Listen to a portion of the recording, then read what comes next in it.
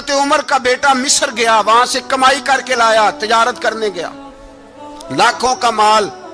کون سا باپ ہے دنیا میں جس کا بیٹا باہر سے پیسے لے کے آئے تو ابا تفصیل پوچھے کہ بیٹا کہاں سے کمائے، کہاں سے لایا، کتنے ملے، کیوں آئے؟ کون سا باپ تفصیل پوچھتا ہے؟ ابا تو کہتا ہے لا صحیح، اور تعریفیں کرتا ہے میرا بیٹا بڑی کمائی کرتا ہے۔ کبھی پوچھا ہے اس سے کہ ڈیوٹی صحیح دیتا ہے کہ نہیں؟ کبھی پوچھا ہے کہ تو ایمانداری کی روزی لاتا ہے کہ حرام کی کماتا ہے؟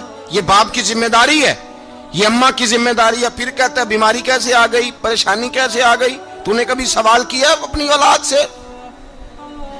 حضرت عمر فاروق رضی اللہ تعالیٰ عنہ کا بیٹا مصر سے پیسے کما کے لایا تو جناب عمر نے بلایا، فرمایا بیٹے اتنی تو تیرے پاس راس ہی نہیں تھی، تھوڑے سے تو پیسے لے کے گیا تھا، اتنی کمائی کیسے ہو گئی؟ اتنے تو پیسے نہیں تھے صاحب، کہاں سے کمائی لائے؟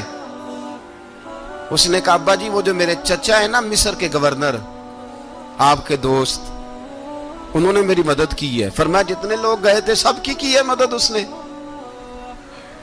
کہا نہیں صرف میری کی۔ فرمایا تیری کیوں کی؟ تیری کیوں کی؟ کہا حضور آپ کے دوست ہیں۔ فرمایا چپ کر،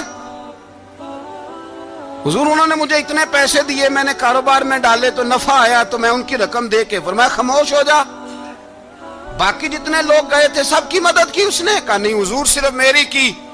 فرمایا اس نے تیری مدد نہیں کی، اس نے خلیفہ کے بیٹے کی مدد کی، اس لیے کہ وہ خلیفہ کو اپنے حق میں نرم کر سکے۔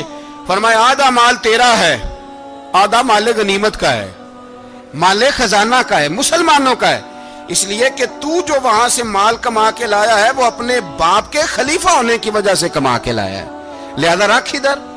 یہاں کہتے ہیں کدھر سے آیا، کیسے آیا، کون سا حساب دیں، کیا کریں؟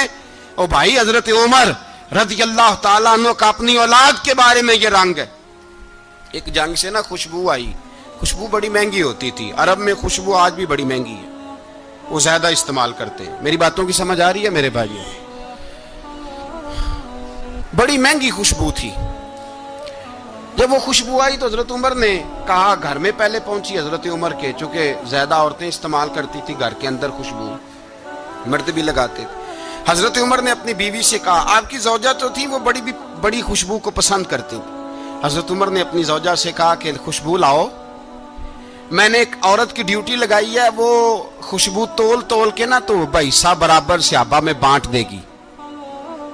تو آپ کی زوجہ کہنے لگی کسی بی بی کی ڈیوٹی لگانے کی کیا ضرورت تھی، میں جو موجود تھی میں بانٹ دیتی ہوں تول کے حصہ برابر۔ آپ نے فرمایا نہیں تو رہنے دے، وہ فلانی بی بی بانٹے گی۔ کہا حضور میں نے بھی بانٹنی ہے، میرے پہ کچھ حق ہے؟ آپ نے فرمایا نہیں، تو تفصیل نہ پوچھ، تو خوشبو دے دے، کوئی اور بانٹے گی۔ خاتون خانہ تھی نا، کہنے لگی نہیں مجھے بھی آج آپ کو بتانا ہی پڑے گا کہ کوئی جو بانٹ سکتی ہے تو میں کیوں نہیں بانٹ سکتی؟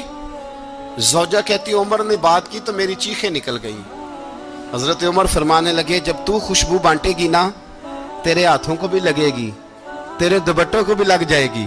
اگر رب کریم نے مجھ سے سوال پوچھا کہ عمر خوشبو تو مسلمانوں کی تھی، تیری بیوی کے دوپٹے کو کیوں لگ گئی، تو میں اللہ کے حضور کیا جواب دوں گا؟